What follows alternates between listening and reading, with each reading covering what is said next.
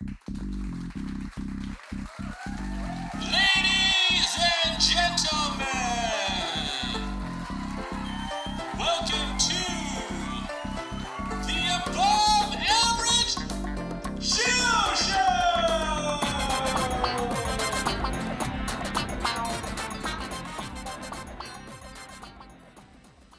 Hello and welcome everybody to another episode of the Above Average Show. We have a special guest here today. Our guest is the actor, wonderful actor, Russell Snipes. Thank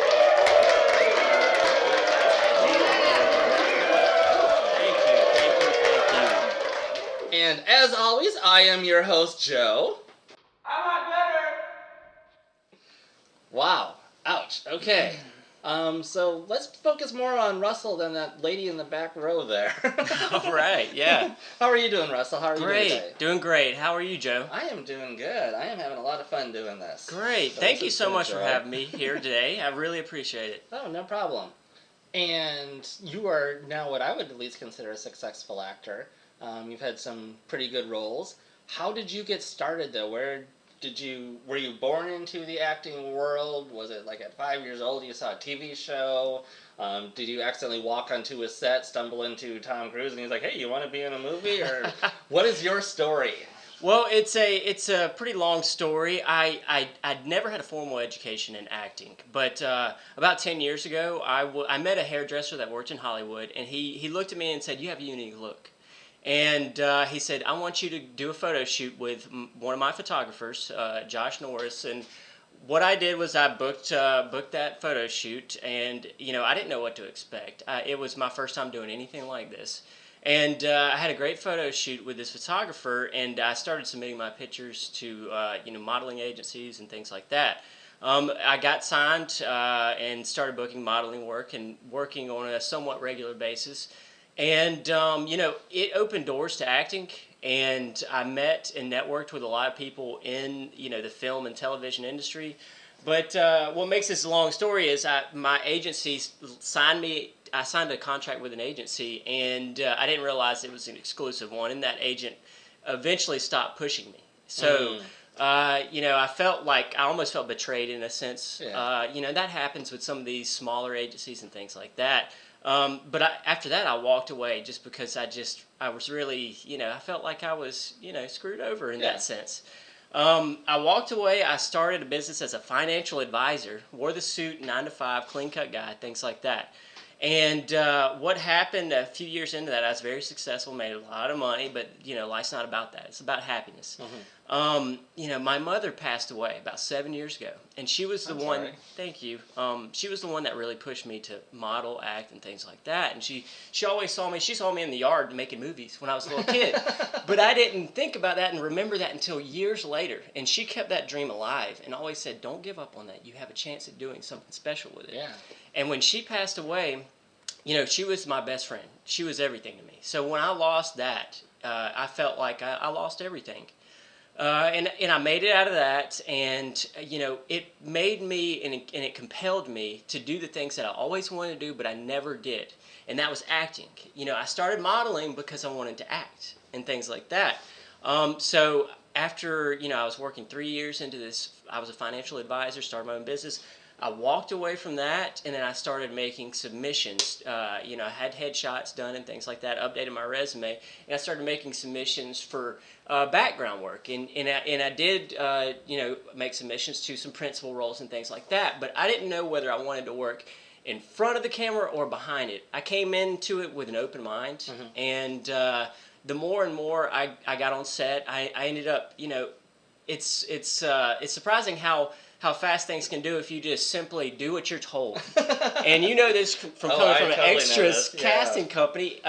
If you have people that you can depend on and they simply do what they're told to do, then that's noticed. Yeah. And just show up on time, do what you're told, don't make a fuss. That's it. Exactly. It's so simple. And what I did was I applied the same principles that I used in my financial business. I applied it to acting and modeling. I discovered how to market myself. Just like I did my own business. I networked just like I did my own business. So when I started making these submissions and things like that, and I started doing the job that I was given, people noticed I didn't cause drama. People noticed that I did what I was simply told. And, I tell people if you fly under the radar, you're going to get noticed. And that's contradictory, but it's actually true. You do this simple job, and you do it with integrity, and you do it to the point to where people can count on you, and you get noticed. Yep. Even if you seem like you're in the background, it stands out, and people begin to trust you. And, I started getting bumped up from extra roles to, photo doubling, stand-in, and that gave me, my first. It's funny. One of my first jobs was, I was Owen Wilson's photo double and butt double, and the funny story behind that is, in this process of doing my homework, doing my due diligence in terms of pursuing acting. I was doing my homework and I was kind of piecing together what production this may be, and I noticed that Owen Wilson was making a movie around the same time, and it seemed like they were making a general description of him for a stand-in photo double and things like that. So I pieced it together. It's probably Owen Wilson. People said my entire life I kind of look like Owen Wilson or something like that. You do. And I submitted, and what they asked for in the submission was a picture of my butt. And along with my headshot and things like that. And how do you know you have a butt that looks like Owen Wilson's butt? Well, that's the tricky part. You don't. You just hope you do. But yeah. And how do you take that photo then? Do you go in the bathroom and take a bathroom mirror selfie? Do you have a friend like, hey, buddy, can you just take a quick photo of my butt? Or do you ask like somebody you don't know, a stranger, just randomly on the street because you don't want your friends to know? That would be... my butt could be on screen. Yeah, that would be the exciting way. But actually, it was my girlfriend at the time. I did just that. That sounds more legit than anything I came up with. Yeah. We went to the bathroom, took a picture of my butt, and then submitted it. And it was to Rose Lock, or I'm not sure if that's the casting agency or not, but I submitted it to her, and it was a day later they called me in for a camera test.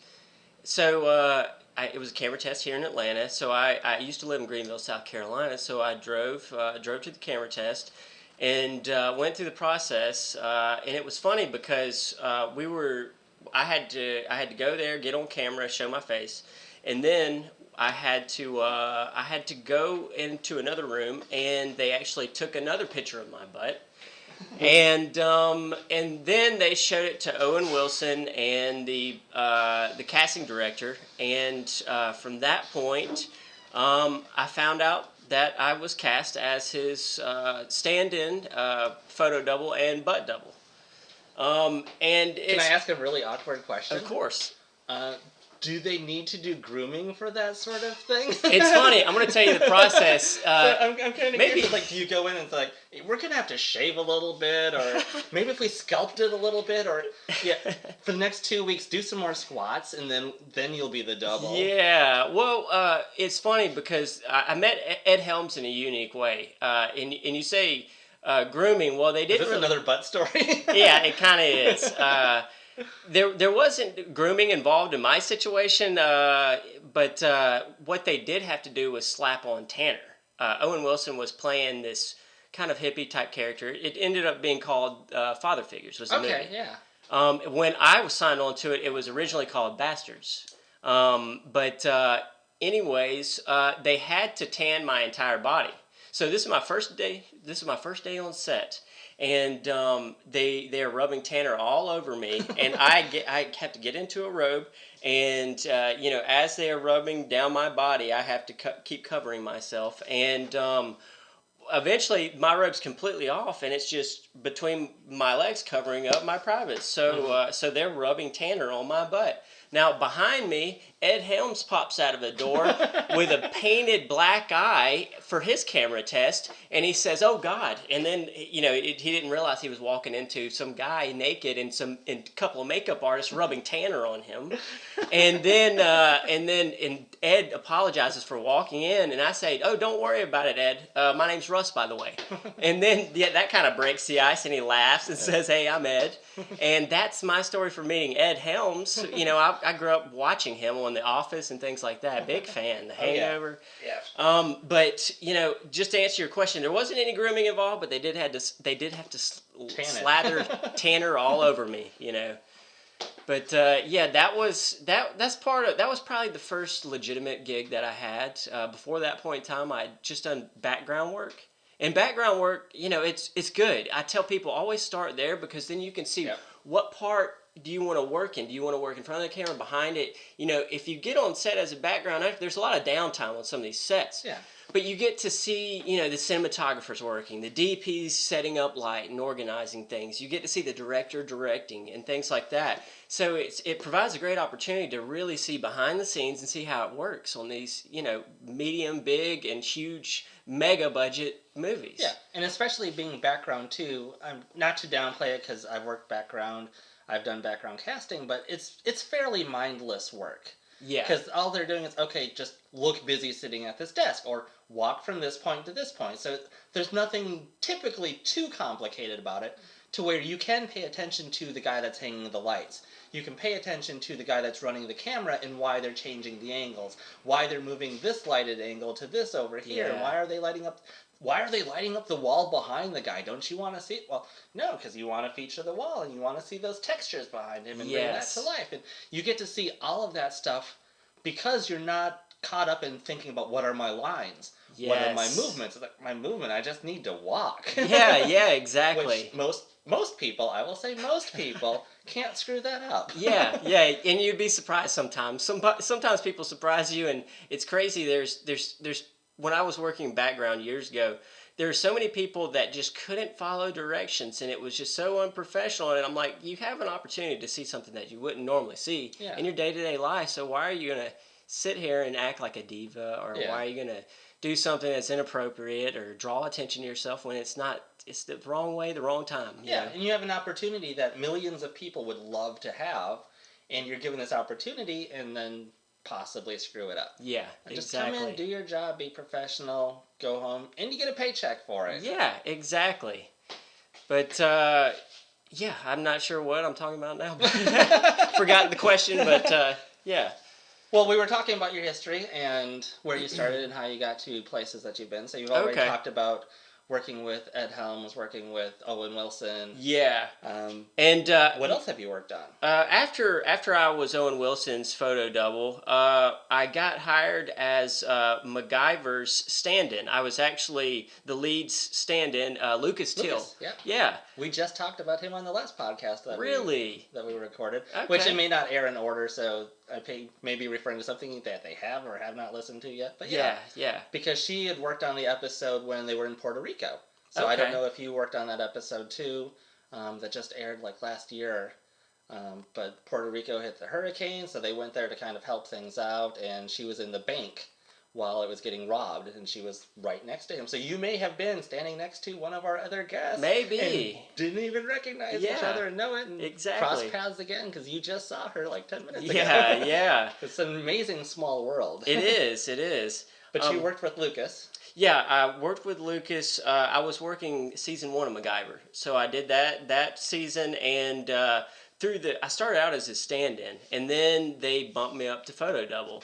And, that was a little more exciting because, it's more than, you're not just an extra, you're playing the lead's photo double. Yeah. And I got to go through and I actually got to make some of the devices that MacGyver made. And I played his hand double some days, I played his body double the others. We'd be, there's scenes we were shooting downtown Atlanta where we would be racing through traffic and exciting things like that. So you got to be the driver double too. Yeah. Yep. Nice. So it was really fun. With that being a photo double, you don't have the pressure of being the lead and remembering all your lines and things like that. But you simply go through the motions of that scene. And with that, it was kind of me taking baby steps towards acting. Mm-hmm. And that's what being Owen Wilson's double did too. We did scenes downtown Atlanta where we were racing through traffic too, and I had to drive the car or I had to do whatever. But these were baby steps that I was taking that kind of just introduced me to the acting world. And it allowed me to go through the motions and things like that the actors do without all the pressure of being the lead of a big hit show, And to absorb all of that information from the stars because you're working literally right next to them. Sometimes Yes. in their position. Yes, And exactly. you learn a lot from doing Yeah. way more than you would from classes. Yeah, and being a stand-in and photo double puts you right there up front. You know, my first episode on MacGyver, I got to work with James Wan. I walked onto the set, and it was at an airport, and the first thing they do is make me hang from the tires of an airplane. They had the landing gear, and James Wan was directing me on day one.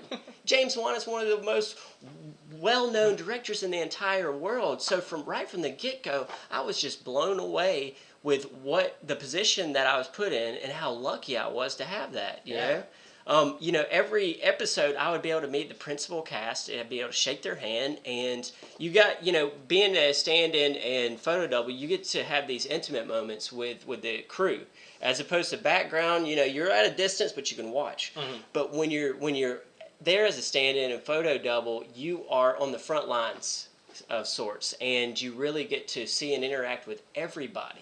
And I still, there are so many things. One day I was hanging off a helicopter. Another day I was standing on top of a tank. And it's crazy what these action shows do. And, a lot of the stand-in jobs, they're just really standing around in a studio. Yeah. Move from one, you do your blocking and things like that. But how often do you get to hang from a helicopter and to set up the shot? Yeah. How often do you get to drive through traffic, race through traffic at high speed, and that's you driving the car as if you're the lead, it was being the photo double and stand-in for Owen Wilson, and same thing with Lucas Till and MacGyver. Those things are what made me realize I wanted to act. And, it was kind of the final, the straw that broke the camel's back. It's like, okay, I want to go all in. So, yeah, that's MacGyver's what made me turn this thing into a full-time career. I was working on that 70 hours a week at least, something like that. And it took up every bit of my time, but work didn't feel like work. It was play to me. Yeah. But yeah, that's what got me started. That was pretty much the beginning, and since then I've been auditioning and being cast in principal roles and things like that. I stopped doing background 2 years ago. It's funny, I think I met you on one of my first background jobs was with Allegiant. Yeah. And, that was 3.5 years ago, maybe 4 now, I don't know. I lose track of time too. There's so many projects. It's probably closer to 4. You're probably right. Yeah. But I met you there, and that was it was at least one of my first background gigs, and I was one of the featured factionless soldiers. I worked with stunt coordinator Alessandro Folchetti. Yep. Is that how you say it? It's Italian, so it's hard to say. Yeah. But I think it's like Alessandro Folchetto. Ah, Folchetto. But I could be completely wrong because I don't speak Italian either. Yeah. But he's somebody. Alex. We all called him Alex. Yeah. Yep. Simple. He's somebody that really took he took note of me, and I met another guy named Gary Watson who was working with Alex too. Gary's a great guy. To this day, me and him we're working on building a project on the side, one that I'm producing. But I met so many wonderful people through these jobs, and there's so many professional people that are pursuing it at the level I am or higher. But yeah. It's crazy who you'll meet, and you never know how things will go full circle, because you can meet somebody on a job that may have been a low budget movie or may have been a small project, and years later they've kept up grinding and doing their thing, and then you'll meet them on another set, a big budget set or things of that sort.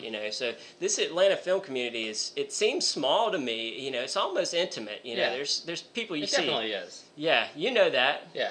Especially when you work on a set like Allegiant or Insurgent, where most of the days you're with the same people over and over and over. So you're with this group of, could be 20 people, 50 people, 100 people. Even if it's 100 people, you still had your faction, and the factions kind of all hung out together because they were all it sounds so stereotypical, but it's all based on looks, but most of the people with the same looks had the same likes. Mm-hmm. So you were instantly bonding with people that, oh, you're dressed homeless like me, or you're all dressed in black and white like me. And, oh, we all like the same thing, and because somehow casting directors, which hats off to Jamie and how she does this, she just knows people by looking at them. She's like, oh yeah, these are the smart people. These are the people that are going to be more athletic. These are the people that are going to be more, what was the other one? Like judicial and Yeah. and somehow they all have like the same likes, the same personalities, and she's never even met some of them. That's she wild. just looks at them and is like, oh, yep, I know where they go. She can just read through them, I guess. You Yeah. know. And She's you do very it good so at that. often that you develop a sense for people, and you develop a sense for what situation they would suit, and Yeah. what would be best for them, and what would be best for the project. And then that ends up creating a bond between all of them. So you Mhm. got your group of erudites that all the erudites are now just hanging out together. All of the dauntless are sitting there doing push-ups and trying to challenge each other. Yeah. It's like, we're at 750 so far, let's keep going. Yeah. And then you've got all of the factionalists that are just looking at the dauntless, rolling their eyes like, why would you even want to do one push-up, let alone 750 of them? These people But fit into it these creates a cliques. bond. Yeah, these people fall into these cliques, and it's kind of funny. And you have this group cohesiveness where you really bond with people. Yes, definitely. But let's go ahead and take a break real quick, and we'll hear a couple words from our sponsors, and we will be right back with more Russell Snipes.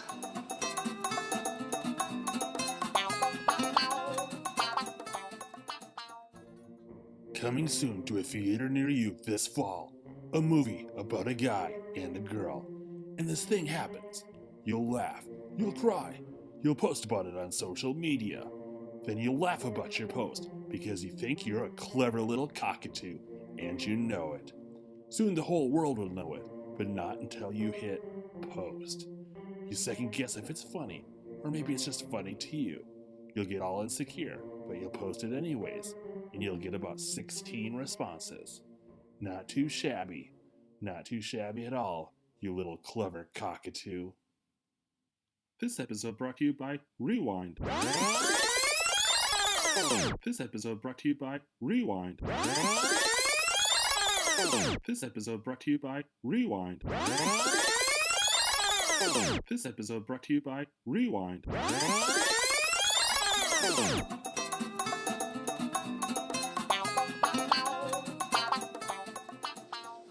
Hello and welcome back, everybody. We are here with the Above Average Joe Show, and our guest today is still Mr. Russell Snipes, and he is here to actually give us some advice on how to get into the acting industry for anybody that's like, oh, I want to be an actor. And this is practical advice for anybody.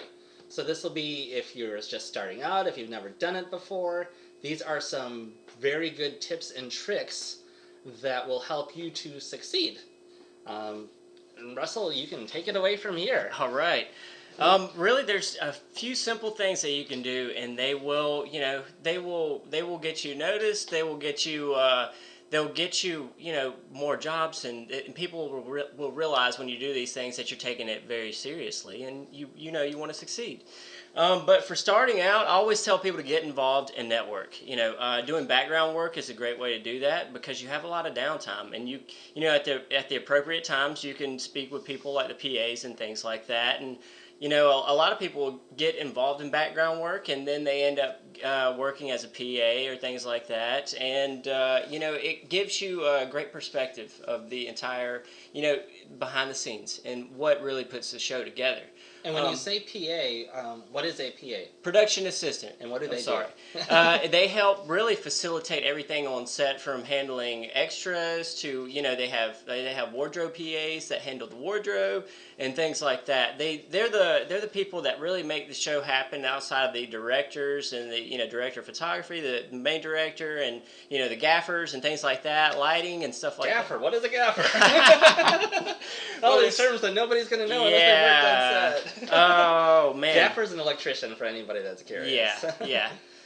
Like I said, get involved in network as much as you possibly can in any way, shape, or form.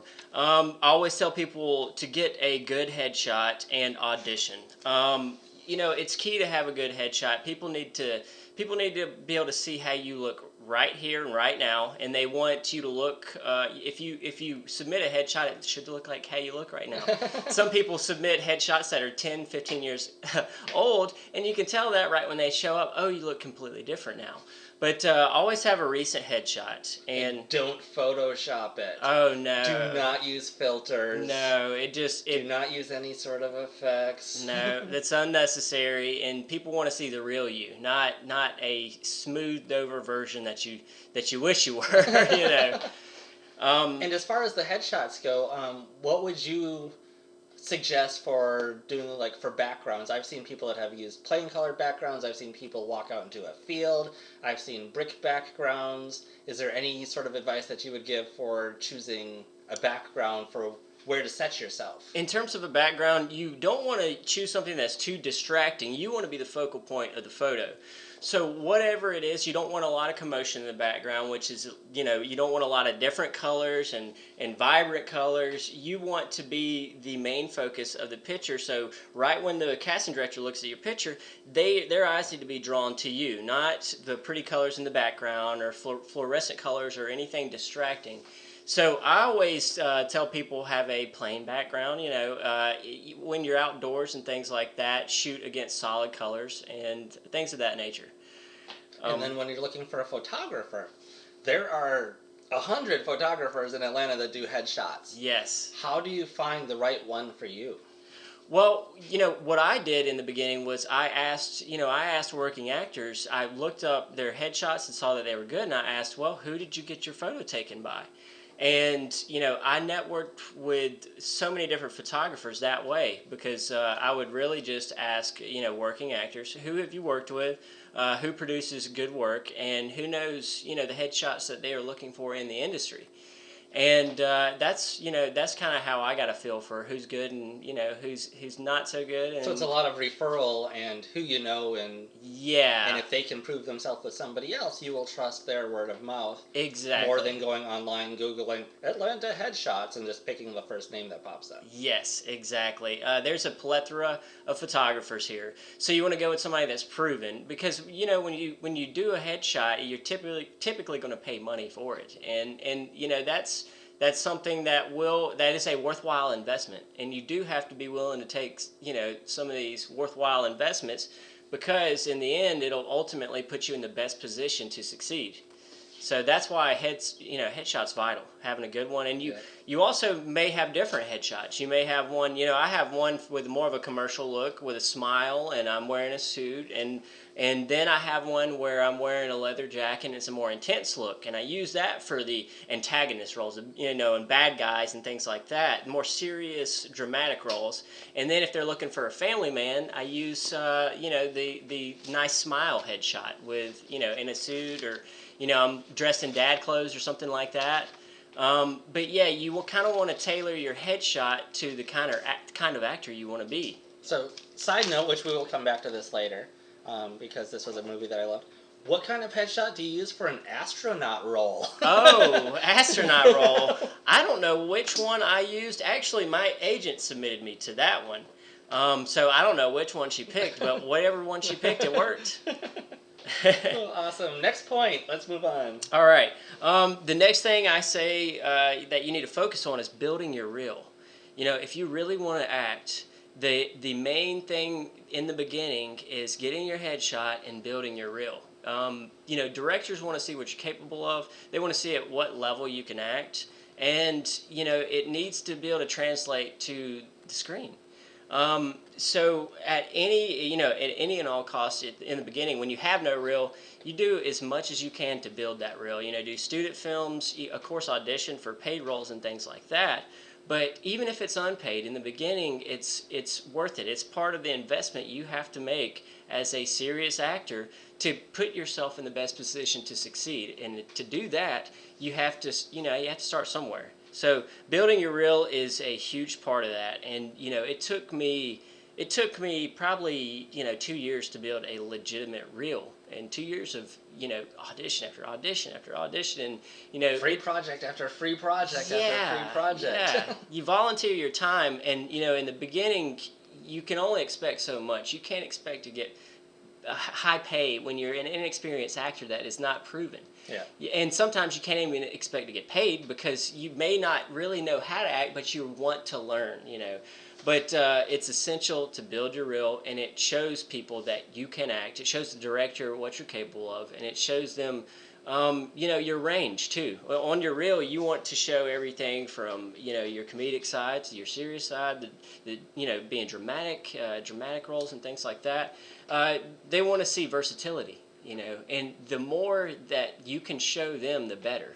But make sure it's quality work too. And when you're making your reel, you want to prioritize it by, the ones with high production value, the ones with great lighting, the ones with a spectacular set, or and you may not have a spectacular set or great lighting in the beginning, but you prioritize them with the production value. Your talent and production value are two things you want to focus on when building your reel. And the next thing I would say is educate yourself. Take classes, read books. You want to absorb as much knowledge as you can. One huge thing for me in terms of educating myself was stand-in work was like, the best schooling I could have for an inexperienced actor is to go and be a stand-in. You're there from, I was on sets for, sometimes 16 hours a day, but I was always taking note of what everybody was doing, how they set up the shots, how the actors were preparing for the scenes, how the director was directing. Through stand-in photo double work, I was provided a wealth of knowledge that people don't get to see on a day-to-day basis, and people pay for this kind of education to gather this stuff, and you can't gather, real things like that except being in the field. But always educate yourself. Look for legitimate, proven people that are teachers and coaches and things like that. What kind of books have you read that you would suggest to people, or what are some of the classes that you really enjoyed and got a lot out of? I forgot the name of the book. Michael Caine wrote a book I think it was in the 70s it came out, something like that. And it still holds up. Yeah, it still holds up. That was one. I guess acting really doesn't change. Acting has been acting since acting. Exactly. I mean, you look at films and plot lines and actors today, and they're using the same techniques they used 50, 60, 70 years ago. Meisner, yep. Meisner's been around a long time. Exactly. I use, when I can, I've used a couple people in particular that have really helped me take my game to the next level. One of those guys in particular is Carl Kennedy. He's a working actor here in Atlanta. He also provides a self-tape service. So, I've used him in the past for filming some of my auditions, but at the exact same time, he's going through, he's got a master's in theater, and every audition turns into a lesson, and he has a different way of approaching things with how he films his auditions, because he's like a teacher. Yeah. That's filming your audition, and in the middle of it, he'll pinpoint your weakness, and then he'll talk about how he's educated himself in terms of overcoming that weakness. But Carl Kennedy's one of the guys that I use. Jason Warner Smith has a class here in Atlanta. Jason Warner Smith was one of the principals on Walking Dead, among many other movies, but that was one of my favorite roles of him, and it's one of my favorite shows. So, but I networked with him, and I got into his class probably a year and a half ago, or a year ago.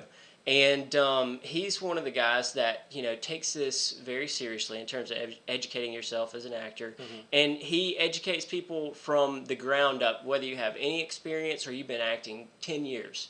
He kind of accommodates his classroom setting, and caters to the needs of the actors in it. And he keeps small classes, so he can really give personal advice and really break down the things that you need to learn and focus on to become a better, stronger actor. Yeah. And for anybody that's watched The Walking Dead, who is he on The Walking Dead? Because a lot of people might not know the actors' names, but they know the character names. He played Gavin. He was one of Negan's Negan's. Yeah, that's right. He was probably like the third guy below Negan, something like that, third or fourth down. One of the saviors, which everybody loves right now. Exactly. Jason was on there for a solid, I think, 2 seasons, something like that.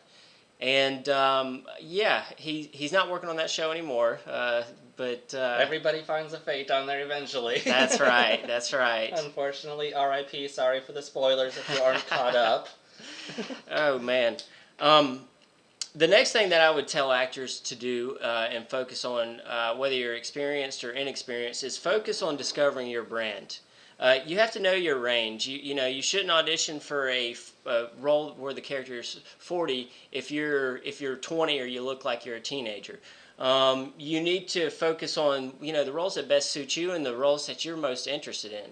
I found out that the ones for me in particular were the more dramatic, intense, serious roles, and I also like to do comedy.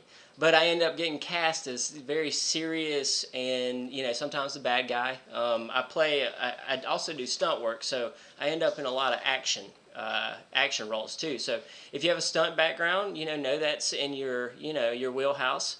And, you have to know, what kind of person you want to brand yourself as, though. And that really, once you have a niche, you can really focus on that, and then you can get cast in some roles that may come more naturally to you as well. Yeah. You can't. It's hard to fake a role that you really don't care about and you're really not interested in. So find the roles that you really are interested in that come naturally to you, and develop those skills in that area, and you'll be passionate and enthusiastic about it. And that's really what I've done is branding myself, and people know I've kind of catered myself to being like an action guy, and I do stunt work and things like that. So I end up getting cast as soldiers and people, mercenaries and things like that. That's what I always say: brand yourself. Yeah. The next thing I would say is know your casting sites. Know the most legitimate ones. Here in the Southeast. Do not know the know those too. Know the bad ones so you don't use them. Exactly. You have to know the ones you should listen to and you should look into, and the ones that you shouldn't. So you can avoid them. Because there's there's so many people trying to take advantage of this industry. There's agencies, there's casting companies that bring people in, but they're not very open and honest about how things work. So know the good ones and know the bad ones too. That's right, Joe. What are some of the good ones? What are ones that you would suggest that people should go check out and just know that I've worked with these people or I know these people and they're legit? Yeah. That people can seek out and, okay, so that one's good. And if this one's good, so I've got a couple of options. Like, what are some of those companies or websites that people can check out that, like, you've used? Which ones do you like? I always tell people to start off with Actors Access. That's a very popular one here in the Southeast, and a lot of the casting directors here use that, and they use it nationwide, of course. But again, here on the East Coast, it is one of the more reputable sites. It's probably the most reputable in terms of what I've been working with over the past 2 years. That's usually the first one that everybody answers with. Is Actors Access. Yeah. Yep. That's the first one I start with, and it's the one that I comb through before any others in terms of submissions and looking for possibilities. The second one I would say is Casting Networks. I wouldn't make it my primary, but it's a good secondary site to look into. The roles that kind of fall through the cracks, sometimes they pop up on Casting Networks. Yeah. And some, if you're willing to travel to the West Coast, if you're looking for principal roles, they do stuff on East Coast and West Coast and all around. LA Casting is one based in LA. If you're willing to travel, that is a legitimate one. It's a lot like Actors Access and things like that on the West Coast. Of course, your work for LA Casting is going to be focused in LA. Typically. But I know some of our Atlanta shows, they will still search for their day players out from California and ship them in. But that has been transitioning a lot lately to where they're using a lot more local talent. Yeah. Because they're finally realizing, too, that we do have talent here. Yes. That it's just more of an untapped market. Yes. To where a lot of the people that came from California, the producers and the directors, all seem to think, well, not all of them, a lot of them still tend to think that all of the talent is still back in California. It's still in New York. Mm-hmm. And they're finally coming to that realization and catching up with the actual industry that is here. Yes. that there is talent here. And a lot of people a lot might be an overstatement, but there's been several people coming from California and New York to Atlanta Yeah. to catch those roles, to grab those opportunities, because they feel that there's a lot less competition in our city, even though the competition is still there.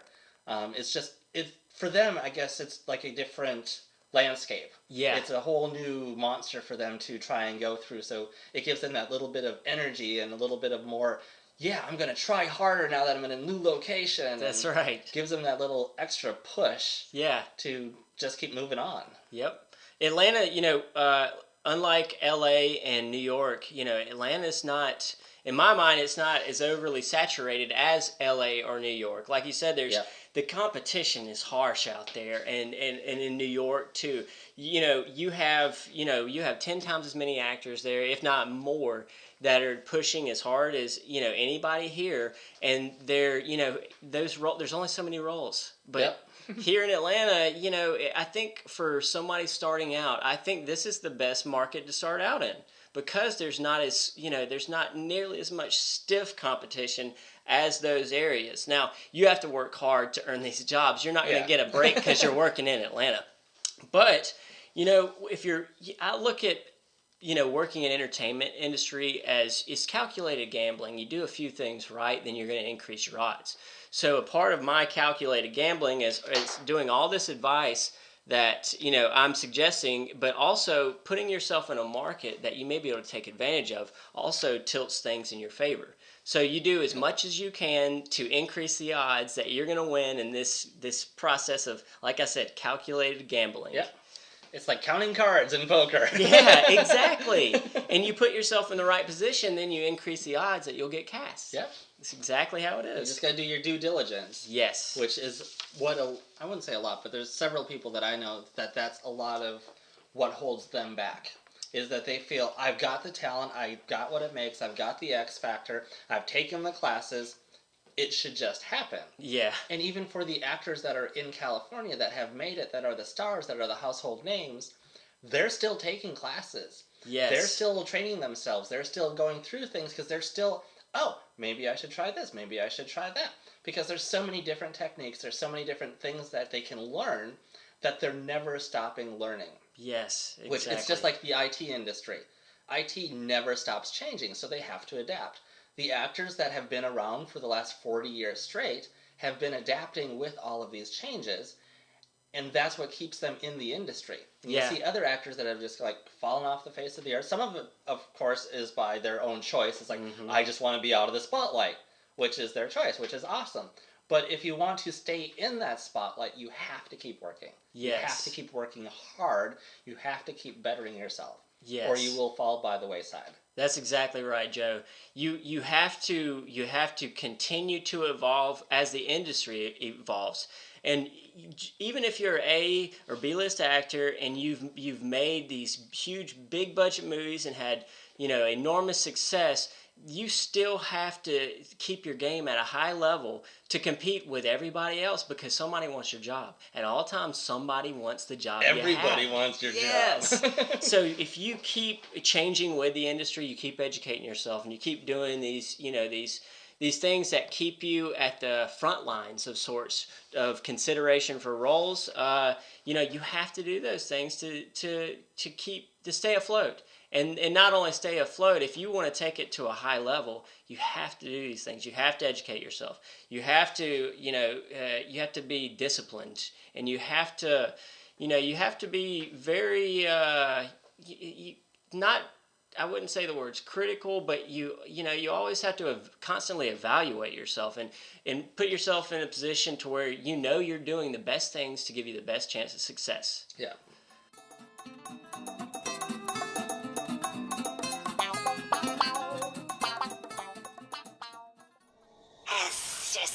Situation of living alone got you feeling lonely? Do you sometimes feel like you're the only one left on this planet, and now that the others have left? Maybe now is the time to crawl out from under that rock and begin dating again. And we are here to provide help for you. That's right, help. HALP. The horny app for lizard people.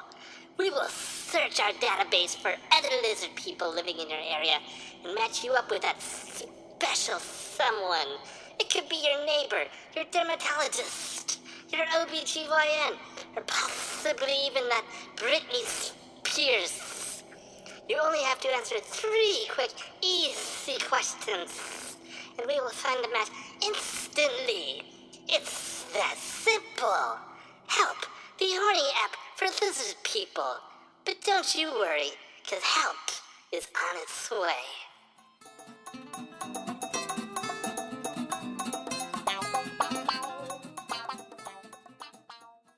Next, I would say submit to legitimate agencies. Now, when I say legitimate, I'm talking about agencies that have actual working actors. When you're looking for an agency, you should never have to pay for an agent. If you do, then you're involved in a scam already of sorts. And what is the difference between the agencies and the casting websites that you just talked about? Well, what is the difference, and why should I bother with both? Why can't I just do one and not the other? Well, the thing is, you can learn how to submit yourself to roles through these websites and things like that, which you should do. They don't take a cut. Yeah, exactly. But also, if you really want to take your game to the next level, you need somebody on your side fighting for you, somebody that believes in you, and somebody that wants to push your name. And, an agency or an agent is going to do that for you. If they are legitimate, then they want you to represent their business. And that's what it really is. You are representing themselves and yourself if you get cast in something they set you up for. But, an agent is somebody that can really take your game to the next level. They're in a loop, a network that actors sometimes don't have access to. Some of these big principal roles, they aren't released on actors' access to the public, and in a lot of those situations, they're only released to the agents. So if you get yourself and set yourself up with a legitimate agency, then you're going to come across opportunities for more and better roles, principal roles and things like that. So I would definitely say get an agent, and I would get one that is SAG franchised. And what I mean by that is that they basically have an affiliation with SAG, and they are primarily submitting their talents to union jobs. SAG, it basically means you're in the union. And there's a standard for payment. There's a standard for work conditions and things like that that protect the actors and protect crew and things like that.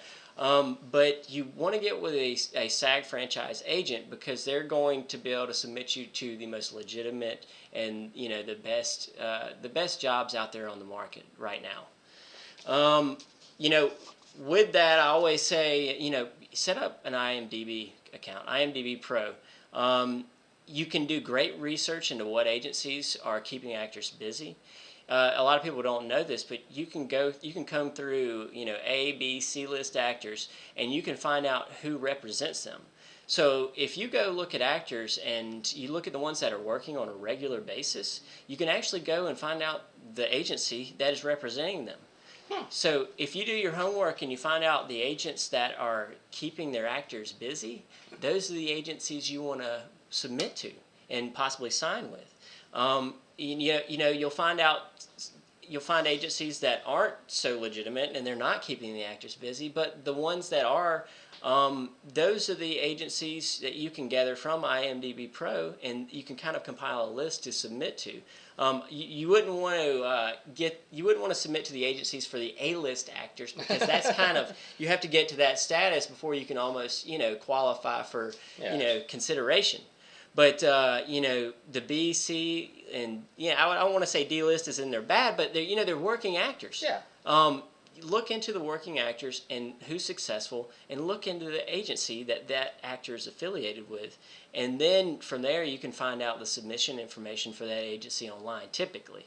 Yeah. So I always tell people use IMDb Pro when you're submitting to agencies to research and find out the best and the ones that are really working their actors and pushing them in that market.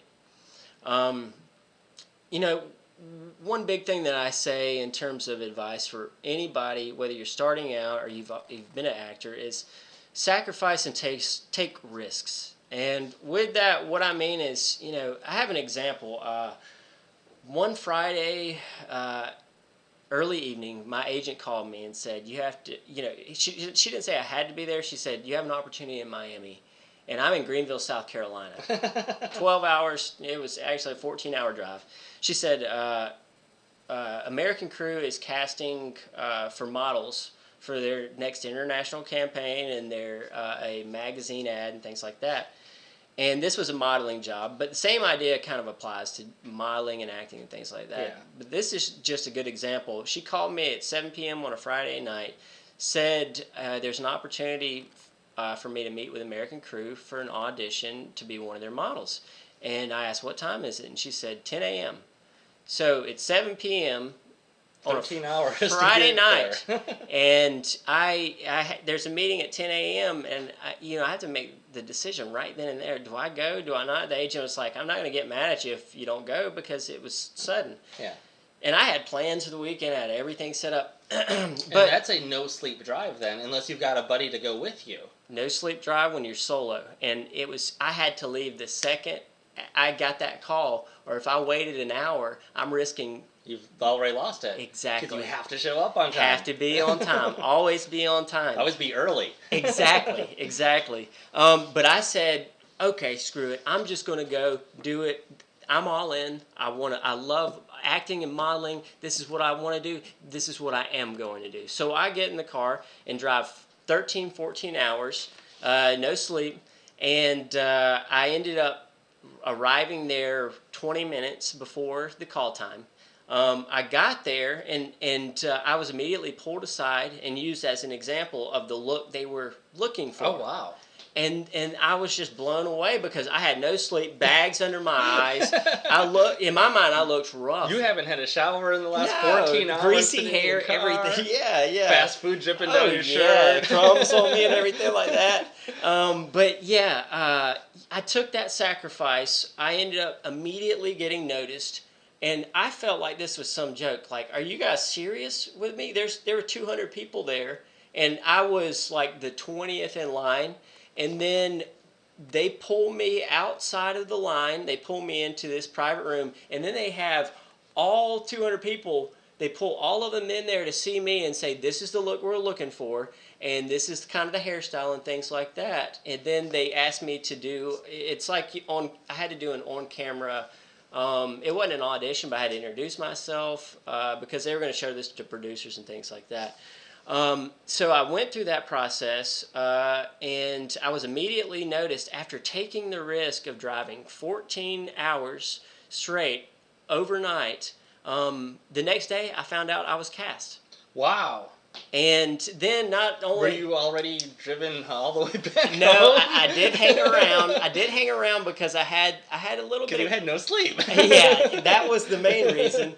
But since they noticed me, I was like, wow, I got a chance. So I'm definitely going to stay a night. So I waited to the next day, and then I ended up getting cast for the job. And not only I got cast for that job, but I ended up, one job led to another. And then that job led to another. At first, it was for a magazine. And then they asked me to do another photo shoot that was for their national campaign.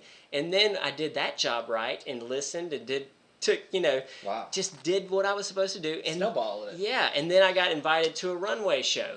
And I'm not the tallest guy in the world, but I got invited to do a runway job just because of my work ethic and how I handled the other two jobs, and they liked my look.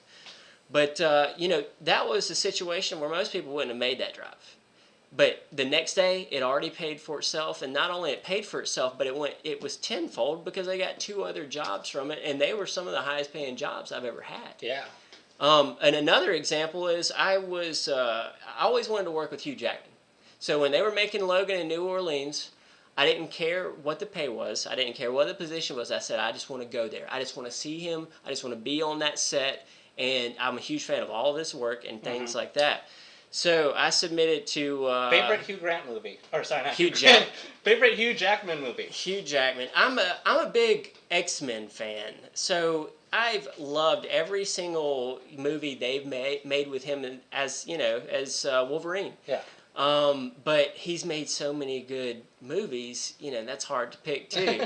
I love Greatest Showman. It's still... I love all of the X-Men movies too. Yeah. But when I watched Greatest Showman for the first time, it completely blew my mind. That's the one Hugh Jackman movie I haven't seen yet. That's atrocious, I know. I gotta watch it. You need to see it. Yes. Oh, it's so good. I will. I'll watch it. It's so good. Anyways, so you go all the way to New Orleans just to work with Hugh Jackman. Yeah, I got, I can't remember the casting company. Oh, Central Casting. Okay. I submitted to Central Casting because I found out Wolverine needed a stand-in and things like that. But I submitted to background work at this point I decided I wasn't going to do background work, but I'm willing to just to be around Hugh Jackman and just see him work in his environment. So I end up getting cast as a stand-in. I drove. That's not a short drive either. No, it's not. That was a 13-hour drive. It's something like that. Yeah, it's 12 or 13, I think. It's. But on that set, I end up meeting some of the stuntmen, and I didn't get paid that much for I was on that set as one day as a stand-in and then one day as a background person, but I went there and I did 7 hours. Oh, I was way off, but it's still a long drive. Yeah, still. It feels like it's going that long. When you go through Alabama and Mississippi, there's nothing to look at. Exactly, yeah. But like I said, I went on that set and I did my networking, like I tell people to do, and I did it at the appropriate time, of course. Okay. But I met Hugh Jackman's stunt doubles. There were 2 of them there because there's like 2 forms of Wolverine in Logan, if you've seen that. Yeah. But and also I met some of the stuntmen and what they called the Reavers off that movie, which are basically the bad guys, the mercenary types. And that was. At that point in time, I didn't get immediate gratification out of taking that risk, but in a role I played most recently, it's called Out of the Fight, a movie I was filming last week as a soldier. I got brought on board that film because I networked with one of the mercenaries off of Logan. And I immediately, he's paid attention to my work. His name's Chris Heskey, great guy, great friend. I met him on Logan, and we stayed in touch. And he's kind of watched my career from afar, and he knew that I just was a professional. He knew that I had stunt training. He knew that I had tactical and weapons training, and he's seen me grow over the past few years. And it was about 2 months ago. He gave me a call and he said, "I'm bringing you on a SAG project. You got lines. You're doing stunts, and we're going to war." And I said, "I'm game."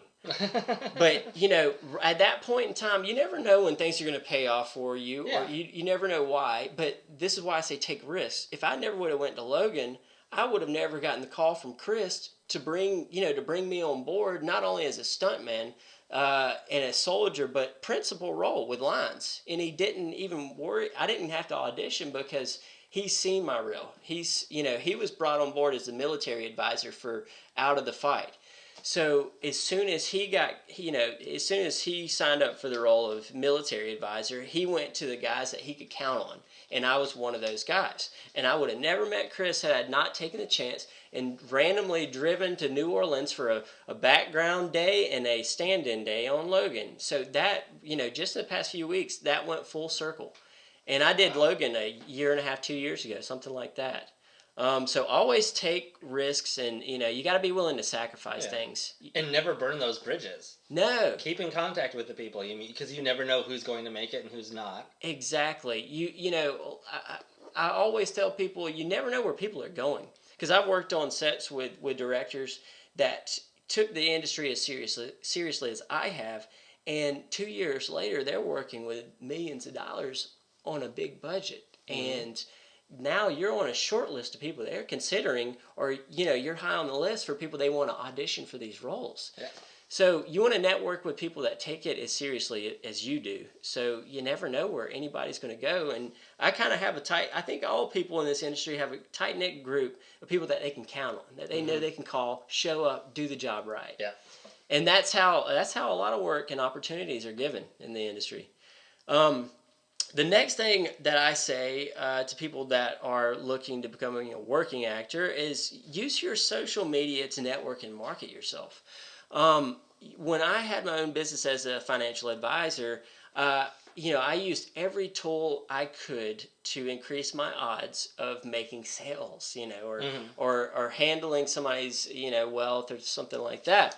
So same thing with acting. You do everything possible to increase the odds that you're either going to get seen, people are going to see you're real, people are going to see that you're working, people are going to see that you're busy.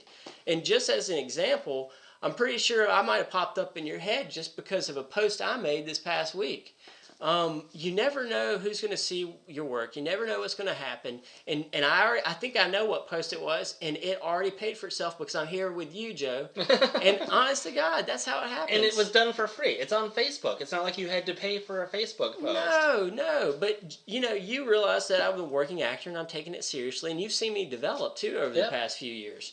But you wouldn't have known a lot of the stuff had I not been posting about it on a regular basis. Exactly. That's how a lot of this industry keeps up with each other. Yeah. Is through Facebook, which I know a lot of adults and a lot of teens are kind of going away from Facebook and doing the Instagram thing. Yeah.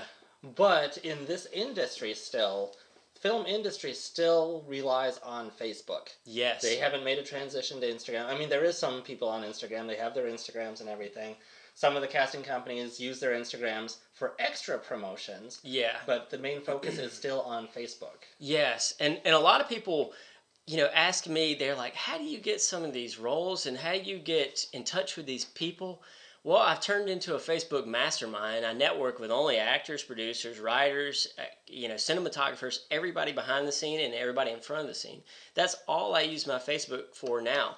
And, some people ask me, well, I have an agent, but I can't get work on a regular basis. Well, you have an agent to fight for you, but you also have to take it into your own hands and fight for yourself and dig for the roles wherever they're at on the internet. And a lot of people are surprised to hear that, there's a lot of principal roles being cast off Facebook, and it's a friend of a friend kind of thing. If you network with the right directors, the right casting directors, the right people, you're going to see them sometimes post principal roles on Facebook.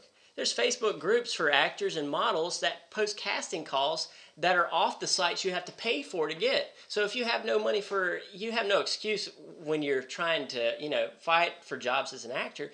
Facebook's free, and you can get on there and you can get principal roles, believe it or not, and get information for auditions and submission information off of Facebook. There's Facebook groups. There's networking with, people in front of, behind the camera. And some of these groups have 10, 20,000 people in them that are posting every minute, every hour. Yeah. So if you're not plugged into these groups, you're not plugged into the entire, plethora of options for, seeing and viewing all the submissions that are out there. But it's crazy. I've worked with so many. One of the principal roles, I can't remember her name.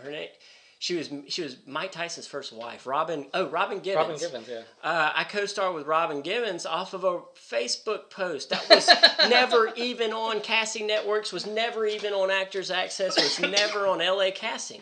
But I got cast as a detective in an independent film where I'm working with Robin Gibbons, who's made a career of herself. Yeah. I mean, she was predominant in she was more active in the 90s and things like that, but she's a busy working actor now. But that role was off a Facebook post of a director that was somebody that wasn't. He was somebody that I networked with when he was doing small projects, and then by this time he was working with like a moderate budget, and he was able to bring her in on the project, and then I ended up being co-starring with her. But you never know what's out there, so use social media to your advantage. Facebook, Instagram, but yeah, dig into Facebook. You have no idea how much information's on there, and it's free. Yeah. All of it's free. But which brings up a point too, real quick. If you're paying for a lot of this information, depending on what you're going for, working in background casting, if you're paying for background casting roles, you are doing it wrong. Yes. You should never pay for background casting. Yes. If you're looking for principal, your agents typically will take a percentage of what you make, not make you pay a fee right off the bat. It's once I can make you money, then I'll take my money. Yep. So make sure that you're not just forking out money every month to somebody. Oh, I'll get you a job. I'll get you a job. Yeah. You should not be paying them unless they're getting you work. No, some of these agencies try to get you to buy a position on their website. Some of them get you to try to buy into workshops and quote unquote develop you.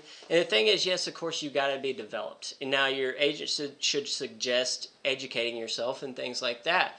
But you shouldn't have to fork up $1,200 for a 4-hour workshop, because your agent says so. Yeah, that goes back to, submitting to a legitimate agent and not the ones that you have to pay for. You never should have to pay for anything in terms of an agent, or you never should have to pay to be in a role.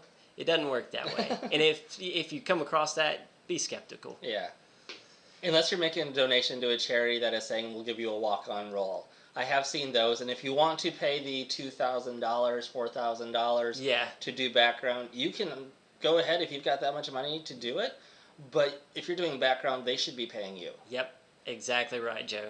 Exactly right.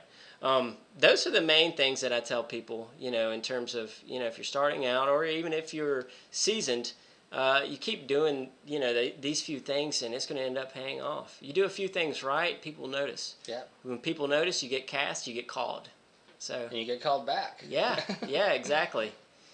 Cool, awesome. Well, we're going to go ahead and take a break, and we're going to come back. And we will be back shortly after these messages.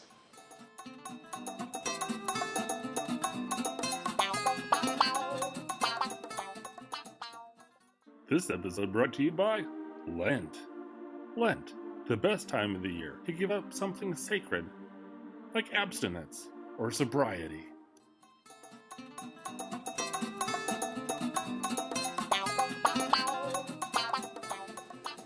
Hello, everybody, and welcome back to the Above Average Joe Show. We are about to close things up here, but before we do, Russell, you worked on a movie that I just watched, which I loved, which I know most of America probably will not see this or tend to because they're just not, it's not a foreign film kind of country typically.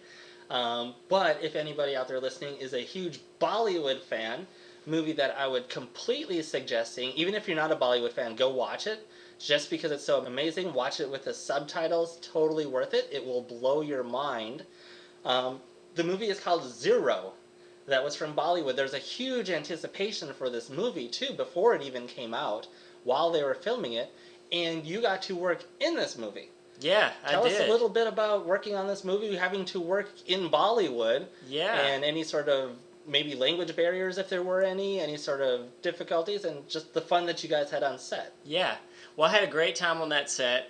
I was cast in a principal role as a astronaut, and the lead actor in this movie is Shahrukh Khan. He's one of the world's biggest movie stars. He's got, online, he's got 60 million followers and things like that. And how tall is he? He's probably 5'8", 5'9", something like that. But in this movie, he plays... Yes. Yeah. What made this movie the biggest budget movie in Bollywood history was the CGI they used to make him look like he was approximately 3.5 feet tall. Yeah, which was amazing to me, because I was like, wow, that guy is little. He was...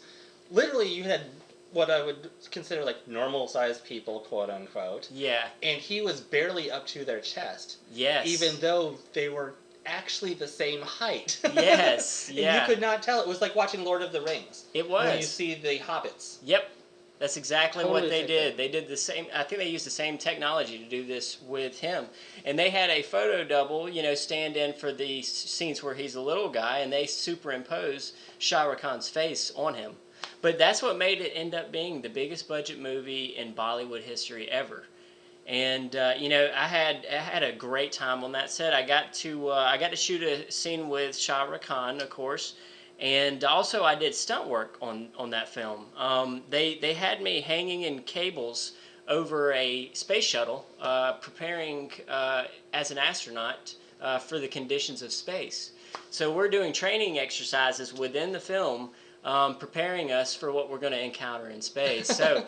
They have me hanging over a space shuttle. They got the camera on a crane, and they're taking footage and video and stuff like that But I had a wonderful time doing stunt work, and my lines end up getting cut from the film, but Aw. they did show my face, so at least at least I can show I was in it. You got the paycheck for it. Yeah, That's what matters. exactly. They filmed that movie in Alabama. It was at the Really? NASA Space Center in Alabama. So they have huge shuttles there that they used in a lot of the scenes, and they have environments like the one that I did my stunt work in, where I was hanging from cables. They had a full-size shuttle, and I was hanging over the shuttle doing exercises as if I'm a real astronaut. Yeah. But they shot that movie. They shot most of it overseas, I believe, but the parts that they shot for the Space Center, they did it all in Alabama. Wow. So I had a great time. I got to meet Shahrukh Khan, and my agent got me that job, Stephanie Matties with Top Talent Management. But language barriers, there were some, but the PAs there were able to accommodate us. A lot of them knew both languages. It was the director that was primarily talking in another language, and because he would say something to everybody, but he would say it in Indian, and then it's like, well, what about the people that don't speak Indian? Yes, yeah, exactly. But we had great PAs there that translated for us, so we didn't have to do too many guessing games in terms of what was being said. Good. Yeah. And I'm going to give you a spoiler alert here real quick. I'm going to read a text that I wrote the day after, or no, actually the day of. I think it was like right as I was walking out of the theater to another podcast that I work on called The Extraordinary. We talk back and forth on Facebook, and it's like, hey, I saw this movie, this was really good. I saw this movie, this was really great. So if you don't want to hear the plot line, it gives a little bit away of the movie, go ahead and shut the podcast off, hit the forward 30-second button, whatever you need to do. But the text I wrote was, I don't know who in the world thought I should write a script about a midget that falls in love with a paraplegic but pursues his Hollywood crush just to end up flying to Mars. Right? So if you're looking for a tagline for a movie, it's like, what do you think will sell? Apparently that's a hit. Yep. As absurd as that sounds, it was a phenomenal movie. Yeah. And there's dance numbers and singing numbers in the middle of it, which I loved. Yeah. When he's in the hallway and he's wooing the paraplegic girl, I don't remember any of their names from the movie, but she comes up in the wheelchair, and he starts this dance number, and it's just him in the hallway at first, and then he has this entire orchestra comes in, plays behind him. They start shooting off these like puffs of colored smoke while he's dancing. That scene alone, I could have sat there and watched 2 hours of just that scene of him dancing in those beautiful colors until the ceiling falls down. But yeah, it was just an amazing, phenomenal movie. Loved it. Yeah. Huge respect for you for even being in that movie. Thank you so much, Joe. For me, that's probably either number 1 or number 2 on my list of foreign films. Yeah. Because I still love The City of Lost Children, which was a movie that came out like 15 years ago. It was French. Stars Hellboy, who is also in Sons of Anarchy, whose name I can't think of off the top of my head. But I picture his face. I know who he is. He's an awesome actor. But anyways, let's go ahead and wrap this up real quick. So thank you guys for listening. Thank you for tuning in. Thank you for spending some time with us and listening to Russell. Hope you guys had learned something from all of our chatting today. And good luck to all of you out there that are actors pursuing to become greater actors. And we will hear and talk to you from the next podcast. Thanks, guys. Thank you for having me, Joe. Really appreciate it. You're welcome. Thanks. Bye.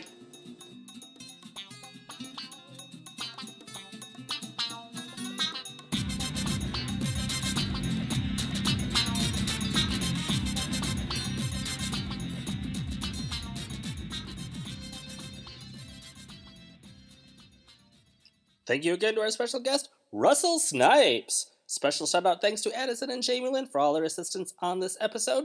The Above Average Show was written and produced by me. Theme song composed and or arranged by yours truly. Be sure to check out our Facebook, Instagram, and Twitters, and also look us up on Spotify and Stitcher. You can also check out another podcast I co-host, The Extraordinary, and other great media content by Moon Possum Productions at moonpossum.com.